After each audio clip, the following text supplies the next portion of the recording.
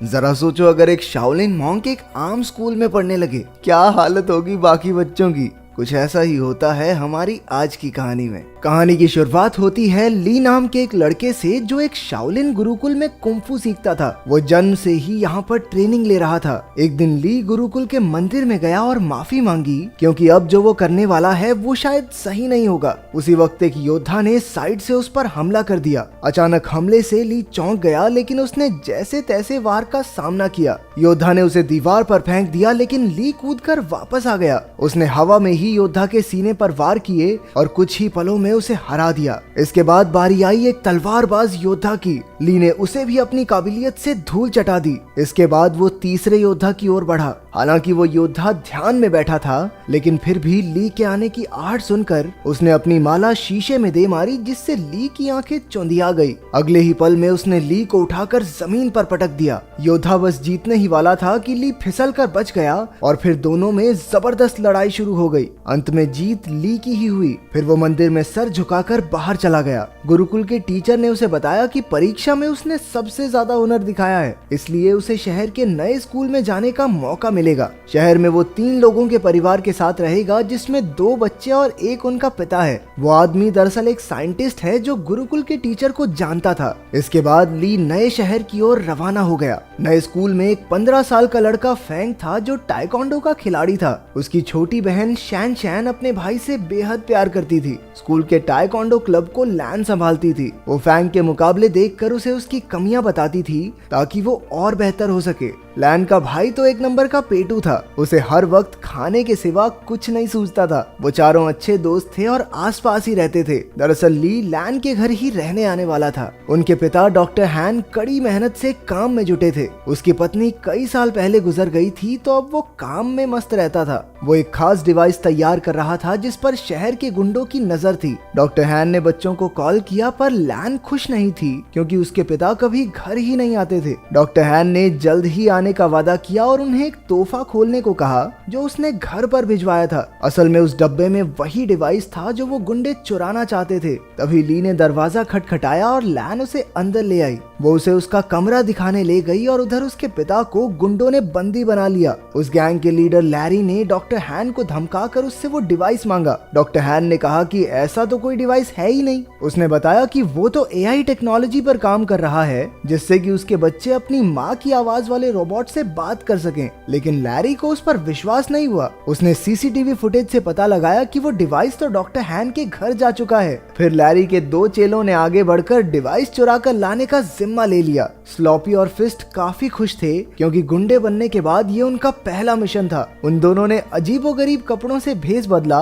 और लैन के घर के बाहर जाकर खड़े हो गए। उनमें से एक ने रात को अंदर घुसने का फैसला किया, लेकिन फिर दूसरा कहने लगा कि बच्चों ने स्कूल चले ही जाना है, दिन में चुरा लेंगे भाई, क्या हो गया। घर में ली नए शहर के तौर तरीके सीख रहा था। उसने लैन को टाइकोंडो मैच देखते हुए देखा, तो उसे भी ये खेल दिलचस्प लगा। रात को जब वो ध्यान में बैठा, तो यू की वीडियो गेम की वजह से उन दोनों में बहस छिड़ गई, लेकिन जल्द ही दोनों मिलकर वीडियो गेम का मजा उठाने लगे। उधर लैन ने अपने कमरे में जब वो तोहफे का डिब्बा खोला, तो उसमें एक पांडा की चेन निकली। वो नहीं जानती थी कि दरअसल ये पांडा वो पेन ड्राइव है, जिसके पीछे वो गुंडे कब से पड़े हैं। जब लैन ने बटन दबाया, तो पांडा ने उसे पासवर्ड रखने को कहा। तभी लैन ने कहा कि कैसा पासवर्ड, और अनजाने में यही पासवर्ड सेट हो गया। फिर पांडा को ऑन करने पर उसे पता चला कि उसमें उसकी माँ की आर्टिफिशियल इंटेलिजेंस वाली आवाज है। अगली सुबह ली यू और लैन के साथ स्कूल के पहले दिन के लिए निकल पड़ा। उन दोनों गुंडों ने बच्चों को बाहर जाते देखा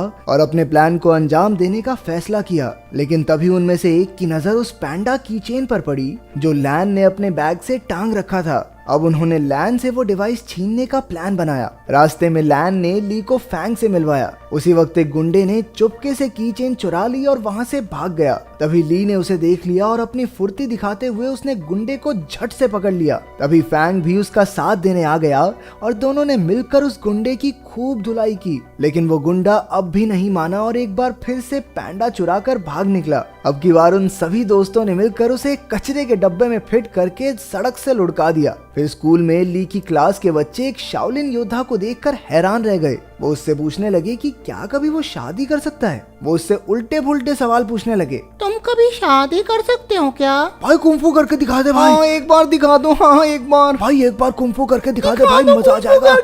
आखिरकार टीचर ने उन्हें शांत करके कहा कि ये सब खेलने के पीरियड में करना। खेलने के पीरियड में उनके कोच ने बताया कि अगले महीने उनकी चुस्ती फुर्ती की जांच होगी और जो कोई इसमें पास नहीं होगा वो अगली क्लास में नहीं जा सकता। ये सुनते ही यू की हालत पतली हो गई क्योंकि वो बहुत मोटा था। भगवान जानता है भाई साहब कितनी मुश्किल से चलते थे। फिर कोच ने सबसे 100 मीटर की दौड़ लगवाई। ली ने तो समय से पहले ही 2 चक्कर पूरे कर लिए, जबकि बाकी बच्चे अभी पहले चक्कर में ही थे। इसके बाद उन्हें पुशअप्स करने के लिए कहा गया, जिसमें अपना ली पहले से ही माहिर था। उसने 100 से भी ज्यादा पुशअप्स किए और बाकी बच्चों से तो 2 भी नहीं हुए। बाद में तो उसने एक हाथ से पुशअप्स करने शुरू कर दिए। उसकी काबिलियत देखकर सभी बच्चे कूदने लगे। फिर बारी आई ऊंची छलांग लगाने की। ये तो ली के बाएं हाथ का खेल था। बेचारा यू तो मुंह के बल नीचे गिर पड़ा। वहाँ डॉक्टर हान की लैब में लैरी ने उन्हें कुर्सी से बांध रखा था और उसे गोल्फ बॉल से पीट पीट कर परेशान कर रहा था। रात को वो दोनों गुंडे मौका देखकर लैन के घर में घुस आए।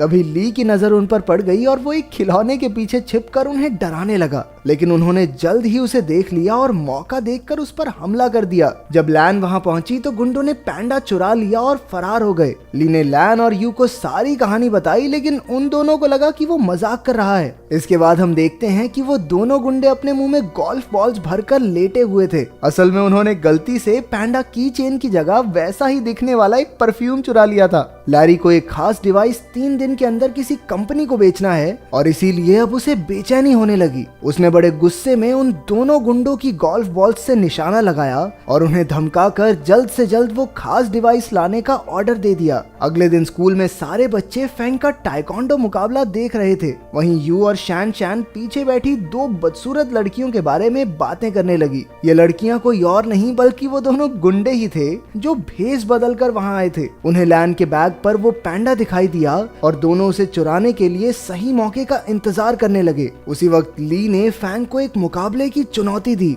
इस मजेदार मुकाबले को देखने के लिए सभी बच्चे भागकर आगे चले गए। अब सही मौका देखकर गुंडों ने बैग से पैंडा चुराने की कोशिश की, लेकिन इस चक्कर में उनके नकली बाल वहीं फंस गए। उधर मुकाबले में फैंग और ली में जबरदस्त टक्कर हो रही थी। दोनों ही एक दूसरे पर भारी पड़ रहे थे। आखिरकार दोनों ने एक दूसरे को ना मारने का फैसला किया और मुकाबला खत्म हुआ। उसी वक्त सबने पीछे मुड़कर उन दोनों गुंडों को पहचान लिया। बच्चों ने मिलकर उन पर हमला बोल दिया, लेकिन इस बार वो एक बच्ची को मारने की धमकी देकर पैंडा डिवाइस लेकर भाग गए। फिर बच्चे मिलकर प्रिंसिपल के पास गए और पुलिस को बुलाकर सारा माजरा समझाया। वहीं ली खुद को इस सब का जिम्मेदार समझ रहा था, क्योंकि अगर उसने फैंग को चुनौती नहीं दी होती तो लैन अपने बैग से दूर ही न जाती। लेकिन बाकी बच्चों ने उसे दिलासा दिया कि ऐसा नहीं सोचना चाहिए। आखिरकार लैरी के हाथ वो डिवाइस लग गया और उसके जरिए उसने कंप्यूटर पर एक प्रोग्राम चलाया, लेकिन उसे इस्तेमाल करने के लिए पासवर्ड की जरूरत थी, ये वो नहीं जानता था। उसने कुछ प्रोग्रामर्स को बुलाकर लॉक खोलने के लिए कहा, लेकिन पूरा दिन बीतने पर भी कुछ हाथ नहीं लगा। अब लैरी के गुस्से की सभी हदें पार हो गई थी।